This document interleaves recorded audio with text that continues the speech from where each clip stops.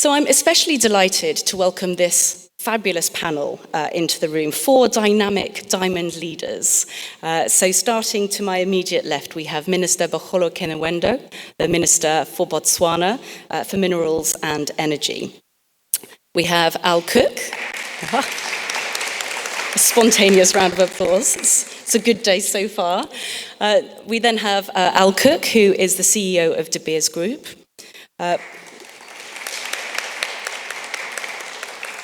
This is now going to be a popularity contest to see who gets the loudest cheer. We have Miguel Vemba, who's the Director of Mining Operations and Joint Venture Management at ENDIAMA, Angola's State Diamond Company. And Dr. Paulo Tangana, National Director of Mineral Resources at Angola's Ministry of Mineral Resources.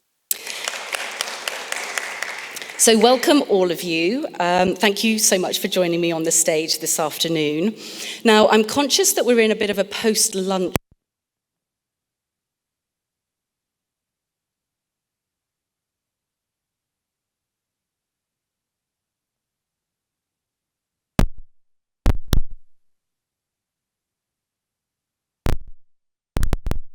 a question here.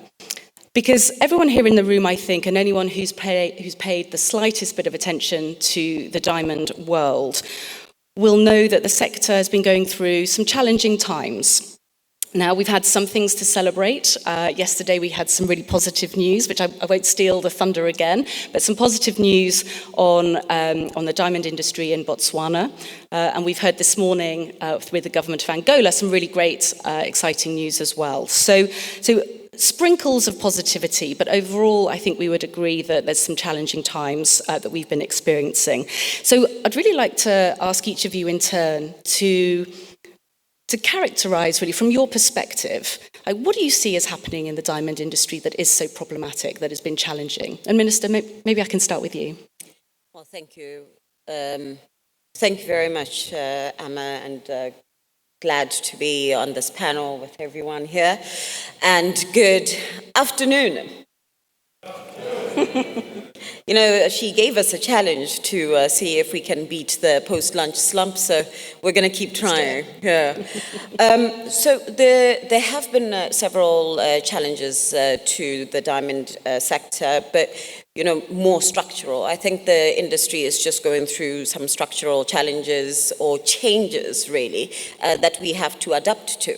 And in order for us to survive, we have to figure out how we navigate these changes that are happening, particularly the rise of synthetics and how they've been brought so clear or close to natural diamonds to a point that we now have to qualify our diamonds as natural.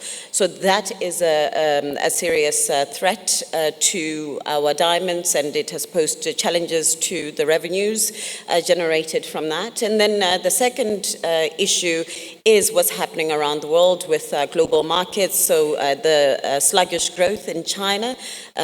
We've had sluggish demand coming out of the US as well.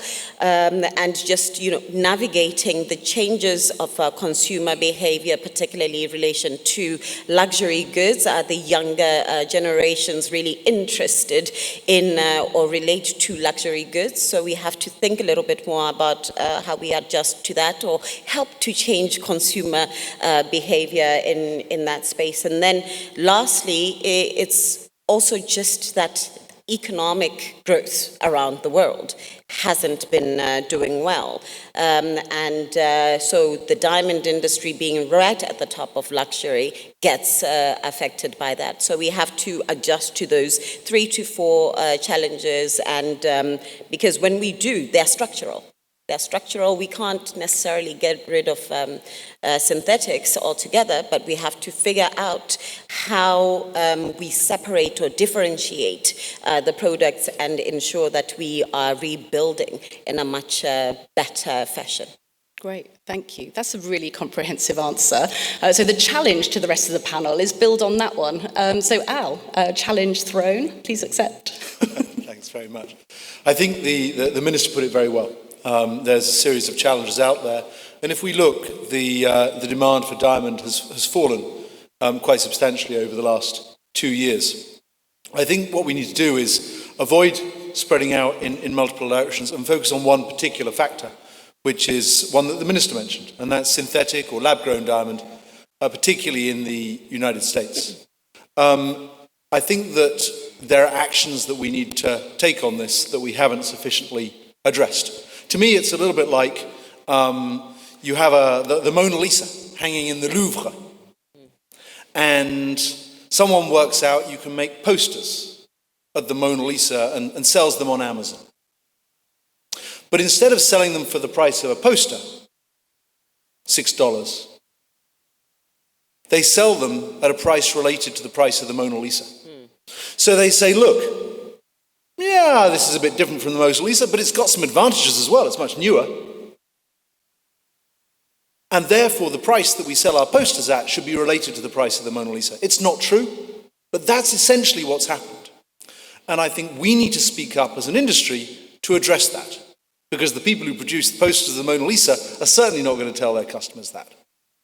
And what we have at the moment is a really interesting situation where the price of lab-grown diamonds has slumped. Why is it slumped? It's slumped because the production of lab-grown diamonds is unlimited. In 3 weeks in a microwave in China, you can produce a lab-grown diamond. Produce as many as you like.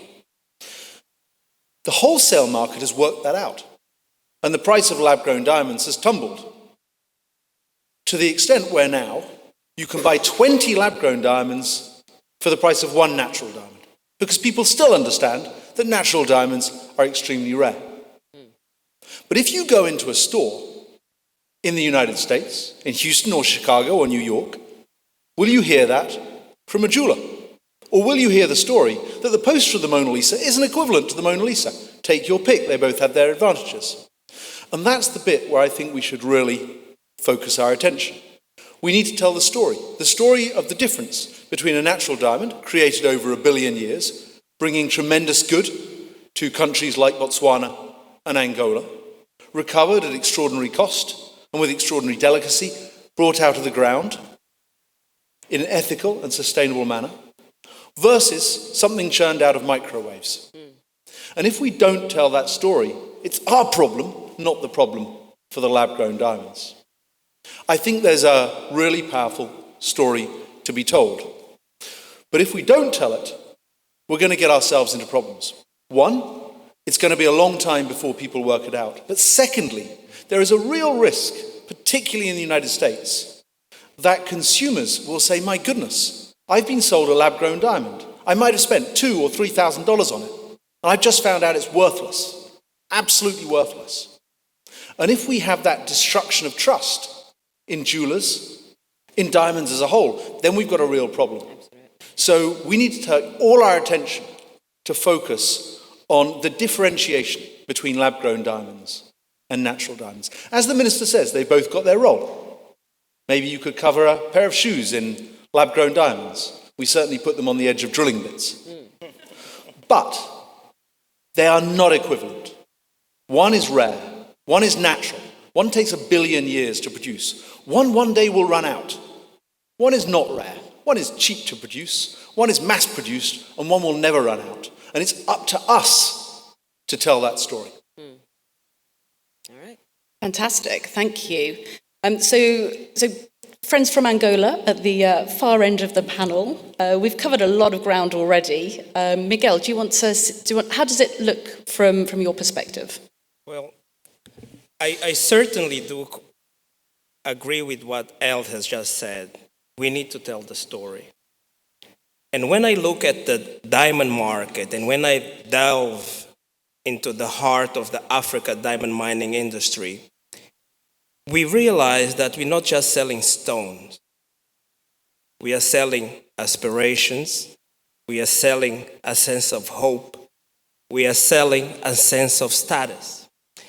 This narrative was beautifully encapsulated in the De Beers ad, where you guys talked about the emotions, how you connect with people. And I think when you look at the downstream of the process, this is exactly it. This is the story to be told.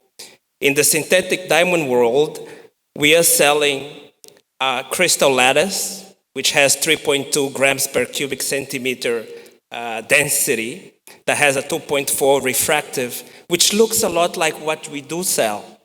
But let me tell you a bit about diamonds, which is opposite to what a synthetic is. With diamonds, we have examples of how we build it.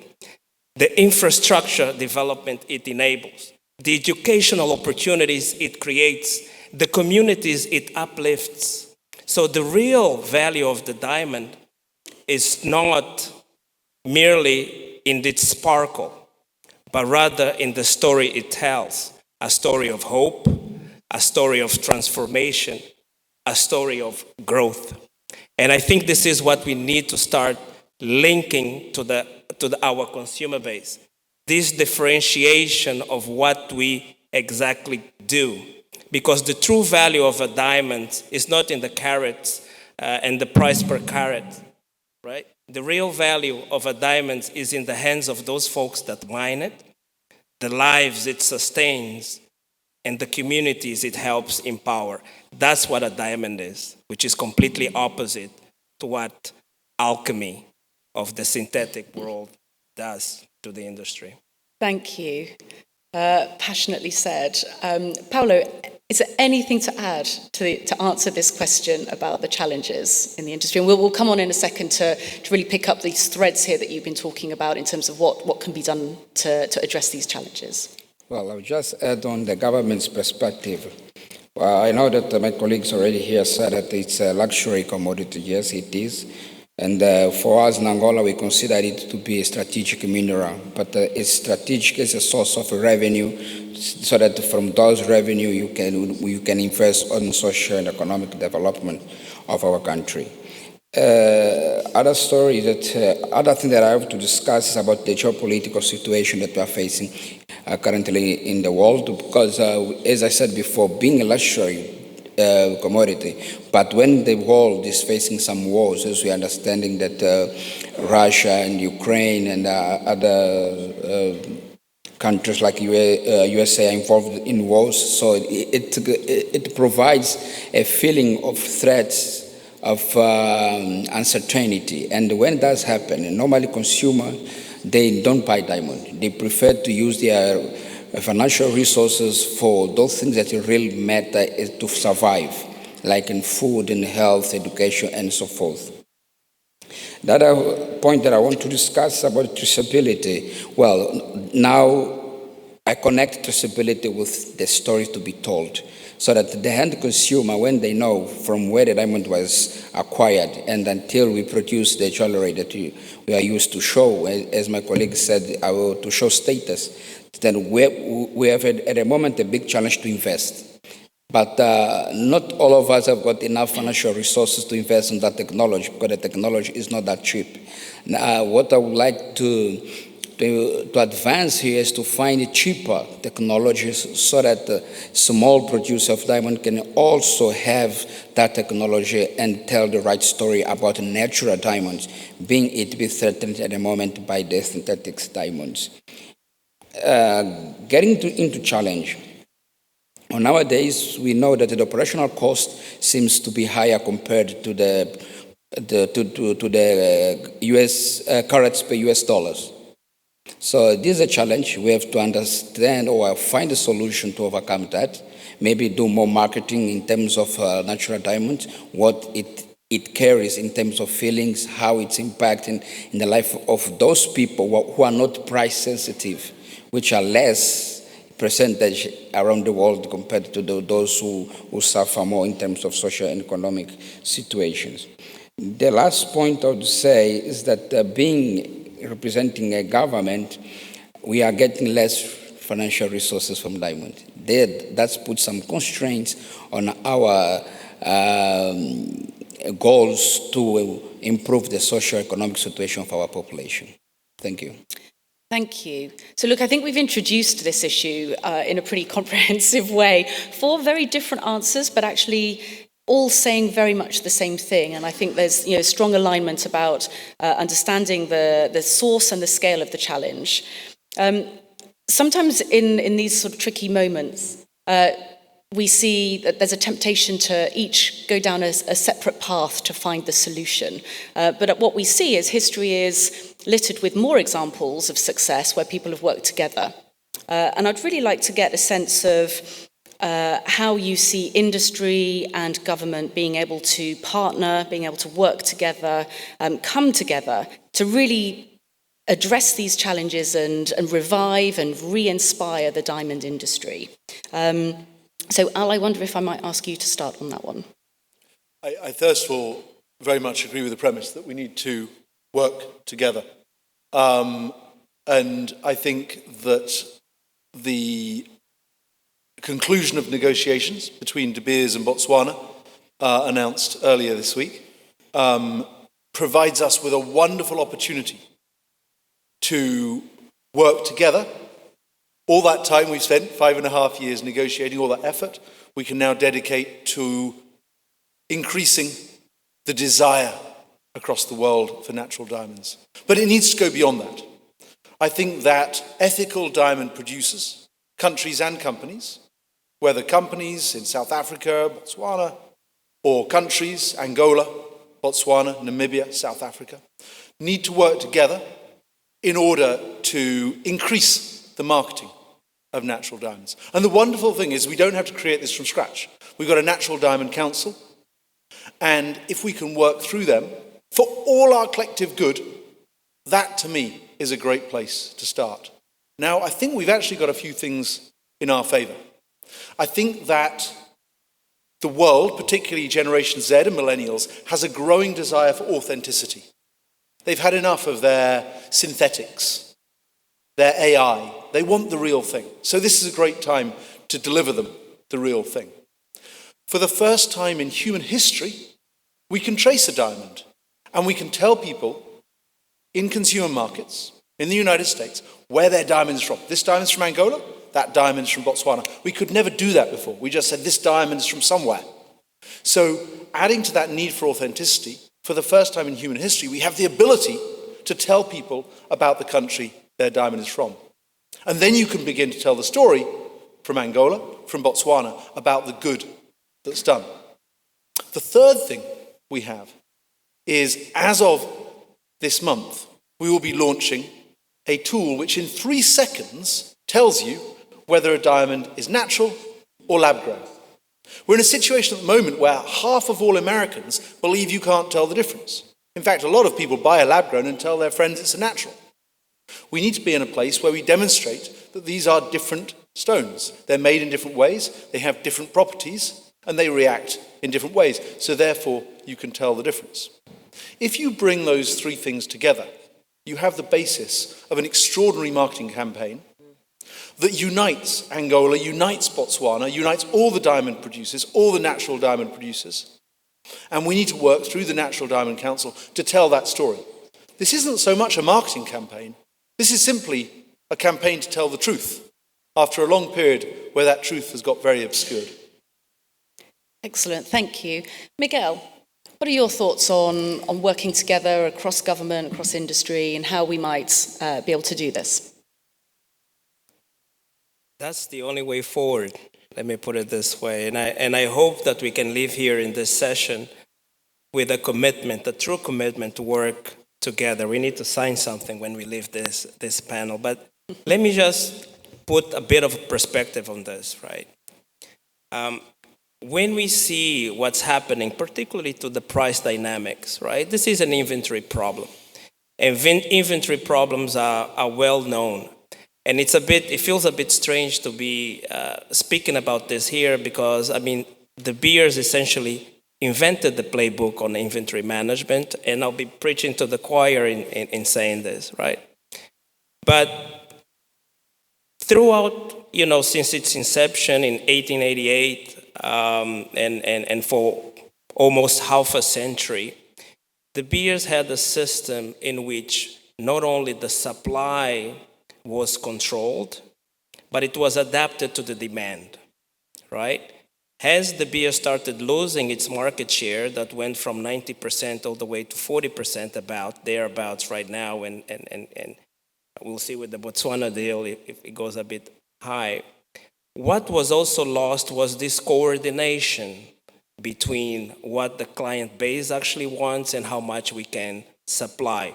The inception of countries such as Russia, Australia, and Canada, and right now Angola, it sort of democratized the market, and with all of us having our own agendas on producing diamonds, we created an oversupply of inventory.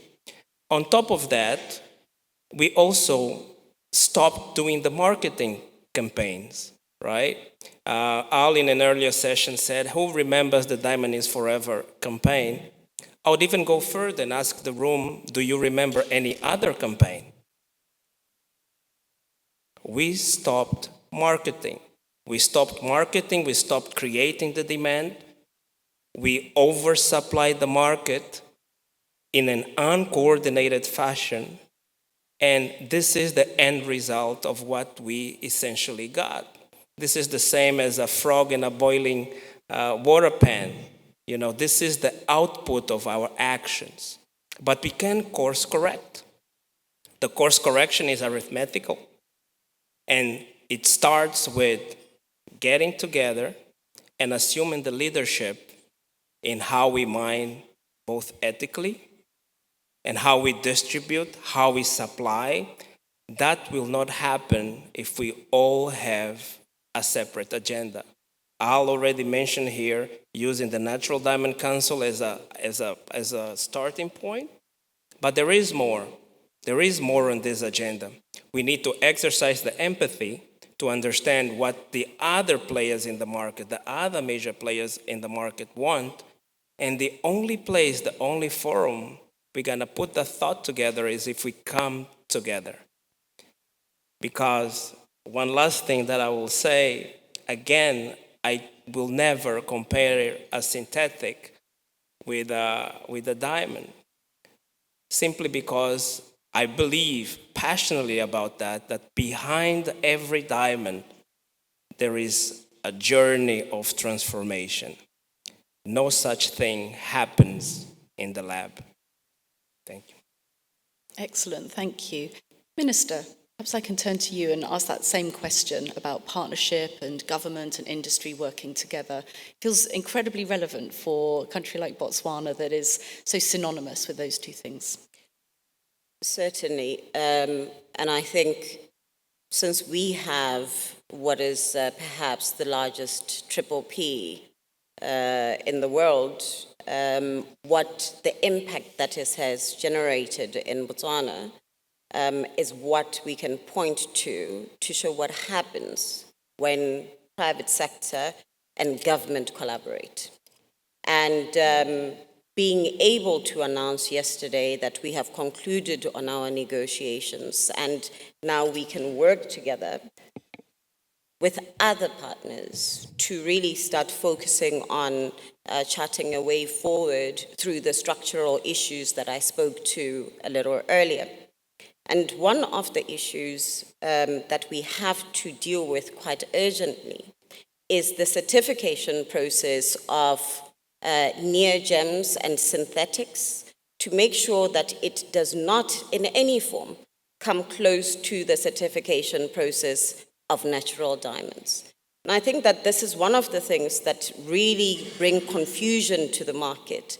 If it is the same process and we think we recognize synthetics as diamonds, then the market gets confused on the credibility of the product itself. So that is one aspect that we have to be really clear on, that these are not the same. And we've managed, or the industry has managed to do this for other gems. You know, with emeralds, it's a different certification process, and we certainly have to impress on that being the case for diamonds. And then, as has been said, the issue of marketing is quite critical. We have lost the edge of marketing diamonds, and this cannot be a Botswana government campaign or a DBS only campaign. It has to be everyone that is interested in the sustainability and the growth of the industry. And we have to be able to tell the story. Now, the Botswana story is one that is so good for any generation, but particularly for the younger generation that is worried and concerned about the environment, that is concerned about the societal impacts, that is concerned about governance. Now, we have over 50 years of a story to tell of the impact of a natural diamond in Botswana. And so any jeweler, any cutter, any polisher that is within this industry should be able to say, this is not a blood diamond. And the impact that it has created is such that you have a minister on stage that was born in a government hospital, that was financed by diamonds, that went to a government school that was financed by diamonds, that went to university in Botswana, in the US, in the UK, financed by revenue generated through a diamond that you bought for your wife, for yourself, for your cufflinks, for your sister, because while it is a luxurious product, it certainly is life to many others in Botswana that we can point to. And these are stories that we absolutely have to tell.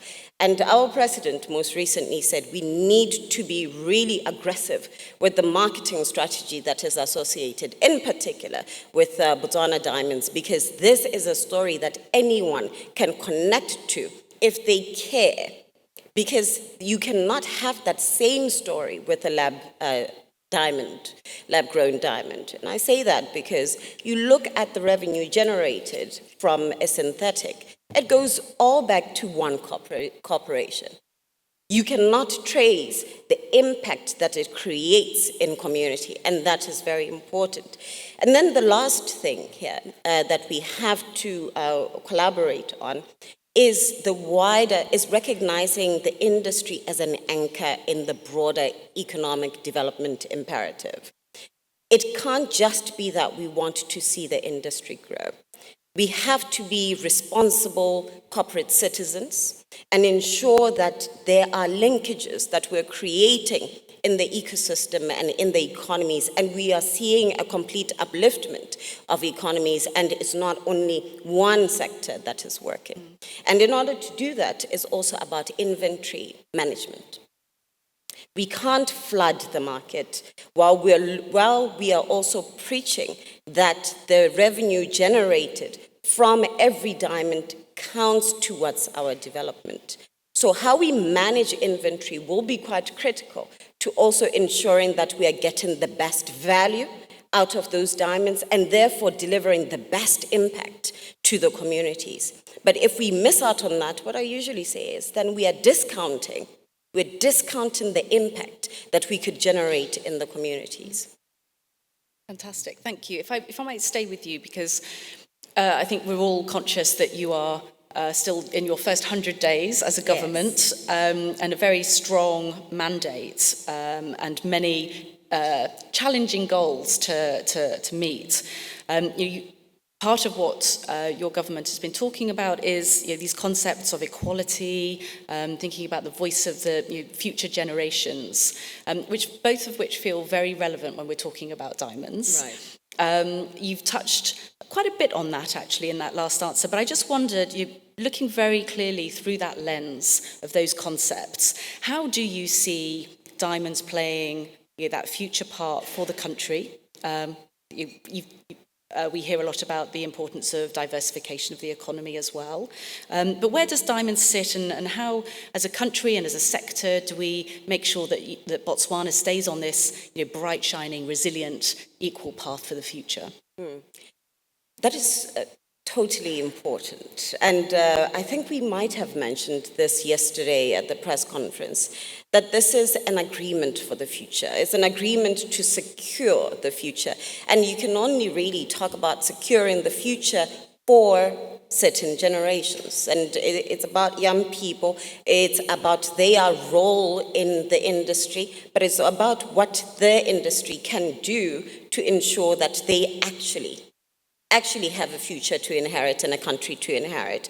So what is important, and this is part of our agreement, is we recognize that diamonds are for development. And so we have this Diamond for Development Fund that will accompany our agreement with DBS putting 1 billion pula in to ensure that we are stimulating entrepreneurship, we are stimulating training associated with the industry and beyond, and we really get to work on true diversification of our economy. Now, it's not just about what's happening in the diamond industry. Beneficiation is really critical. We'll be looking at value chain development. But as I said earlier, anchoring the diamond industry as an anchor in the economy. What are the other supply chains, the resilience of the supply chain and the value chains that we can ensure Botswana and others that are doing business in Botswana are benefiting from? And we're not just flying things in that could also be produced in Botswana, because it's about jobs, it's about economic access. It's about access, and if we fail at providing access, particularly to young people, then we are failing at realizing the right development that we keep talking to in relation to diamonds. So it will be really critical to see that this agreement, as we implement it, and everybody else that comes with that agreement is focused on the growth and sustainability of the industry, but also the growth and sustainability of the Botswana economy. Fantastic. Thank you. Thank you. Al, did you want to jump in on that? We were just moving. Perfect answer. Excellent. Because I wanted to pass back to Paolo, actually. As is right for a diamond panel, we've gone deep into the world of diamonds, but I'm conscious that with your responsibilities, you also see mineral resources more broadly. And I would love to get your thoughts as we think about the future for diamonds. Are there any lessons that we can take here from other mineral resources that we should be thinking about for the diamond world? Thanks, Emma. Before I answer that, let me just go back a little bit on what we were discussing before. Sure. About the partnership between government and business in terms of how to overcome this, the current challenge. I would like to suggest a solution such as to negotiate some tax exemptions for government can exempt some taxes for the operators so that that can bring some sustainability on the mining operations. Other strategy would like to promote the use of low-value diamonds for the industry of hard materials. For example, for the manufacturing of drill bits. There are some clothes nowadays that are using diamonds for the glass cutting industry as well. Other solution would be strengthening the organization that are responsible for the control of price in the international market. Maybe by having similar agendas, similar narrative, we can overcome these problems as a team altogether. Now, answering what you just questioned now, about the lesson that we have to learn. As I said before, diamond is a luxury commodity. It's very, different compared to other mineral resources that are very important for the industry, for the transformation industry. Those mineral resources that are critical for the lives of the population. To compare is somehow difficult because diamonds are, those that buy diamonds are not price sensitive. And this is the minority of population around the world. Not everyone in the world wants diamond. But I would say that the only way to overcome the problem or the lesson to be learned is that more marketing has to be done. Proper story that touch the heart of people must be told. And find other applicability of diamonds in the industry. Although we consider it to be luxury commodity, but surely with time, it might be used also for further technologies. Then it will be more important for the transformation industry. Thanks. Fantastic. Thank you. That's really helpful. So Miguel, one of the first things you said to me when we met, after introducing ourselves, of course, was that you're passionate about sustainability. And in particular, thinking about the communities where diamonds come from. And we've heard, particularly from the Minister, a really clear sense of how diamonds have helped to build Botswana and are an integral part of the country. So share with us, if you will, kind of where does this passion come from, and perhaps some examples of where you have seen diamonds change communities for the better. Thanks, Emma. I usually say start with the why. When you wake up in the morning, why? Right? Why is it that we do what we do? Why? And when I look at what I've been able to witness the diamond industry enable, I can quote examples. We have Dr. Teofilo here and Dr. Maria Feijó from INDIAMA. They've just spent $59 million on a new university in a place where there wouldn't be any university today. I see Romulo Mukase from Project Luele. He built 300 houses before he could start selling and actually producing diamonds for a whole community. I see Shitotolo Kwango in the room. They've built clinics. They've managed to stop a major health crisis last year in the northern province. I see Shinguvu trying to create a new economic social governance program to help the communities there. I see Somilwana, the Transex folks here, again, investing in social projects. So my passion always starts with the why we do this. And this is perhaps the reason why I'm failing to see how a similar product that has no story to tell, right? It has no story to tell, is creating this scenario that we see in the industry today. So the crisis that I see today is not a crisis of synthetics. It's a crisis of failing to communicate who we are, what we do. And that's where my passion comes from, Emma. Thank you. I just wish you'd been able to give some examples. That's great. Al, we talk a lot, or we hear you talk a lot in De Beers around consumers, how you stimulate and re-stimulate consumer demand, making that connection to the emotion and the heart of buying a diamond. Perhaps what is less well known as De Beers is the work that is done with communities. Helping people, conserving the natural environment, skills, jobs, that sort of thing. Over the last couple of years in your role here as CEO of De Beers, what have you personally found inspirational about De Beers and the work that we do either upstream in communities or the work that we do with consumers, and what you've heard from employees and people in the industry? I think it's an excellent point. And it starts with this. In this day and age, if we're going to be telling the world, consumers, about how unique diamonds are and the extraordinary good they do, then we'd better have a reality that matches that story. In this day and age, you can't tell a story that doesn't match a reality. People find out very fast. The good news is, diamonds uniquely, I think the reality is better than the story.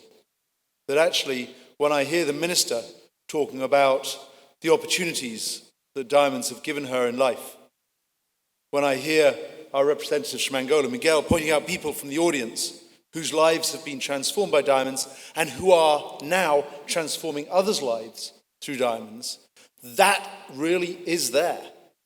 We simply aren't telling the story. You asked me, Emma, for examples of what I've found inspiring, and I'd like to tell one from Botswana and one from Angola, which also touches on Sierra Leone.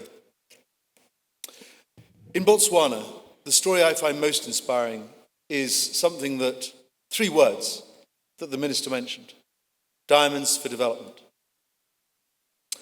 Over the last few hundred years, countries with wonderful resources haven't always enjoyed the benefits of those resources. They haven't diversified enough. They haven't built economies enough. They haven't shared all those resources with their people. I think that amongst many countries, Botswana and Angola are doing a really good job on this. But Diamonds for Development gives us a whole new opportunity.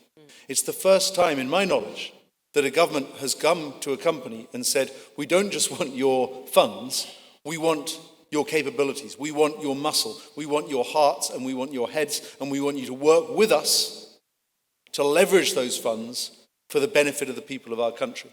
And that is an amazing opportunity, and one that I truly believe puts Botswana at the forefront, not just of diamond resource development, but of resource development across the world. And I believe that's a story we need to tell with passion. It's the part of the new agreements that I am personally most excited about. Second story I'd like to tell is one that started in Sierra Leone. As you know, the narrative of Blood Diamond started more than 20 years ago in Sierra Leone. And that was the place we started an initiative called GemFair. It was not for profit. It goes out and it provides small-scale artisanal miners with a fair price for their diamond, safety equipment, tools to be environmentally responsible, and then when the mine is done, we convert the mine back to farmland. Fairly simple, but transformational. It's transformed artisanal mining in Sierra Leone, and I'm just delighted that we're now working with the government of Angola in order to bring it to Angola and see whether we can transform artisanal mining there. We need to remember that when our operations are judged by consumers, they don't judge the best operations. They don't say, well, we'll take the Luele and the Zhuaneng. They look to the worst. They look to the worst examples. And we need to make sure that we are so proud of every operation in Botswana and Angola. And what I would say is I think we're very fortunate because in both Botswana and Angola, we've got governments that have come in explicitly saying that they're going to raise standards and explicitly taking actions to do that.